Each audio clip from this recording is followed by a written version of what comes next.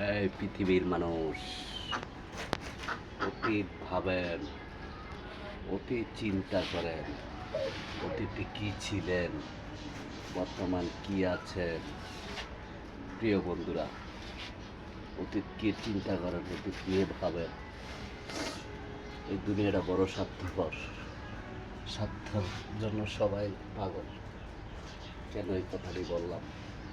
অতীতে কী ছিল, অতীতে কী আছিল সেটা চিন্তা করে না, চিন্তা ভাবে না, সেটা ভাবার চিন্তা করে না। এখন কিছু সময় পরিবর্তন হয়ে গেছে, অতীত ভুলে যায়। অতীতকে অতীতকে ভোলা যাবে না, অতীত চিন্তা করতে হবে। অতীতে কী ছিলেন?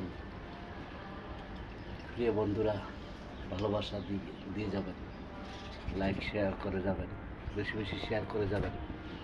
আমার কথাটি মানুষ শুনুক, বুঝুক যে আসলে ভাই কি বলছে। বড় কষ্টে কথা বললাম,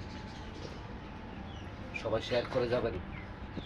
আসসালামু আলাইকুম রাহমাতুল্লাহ।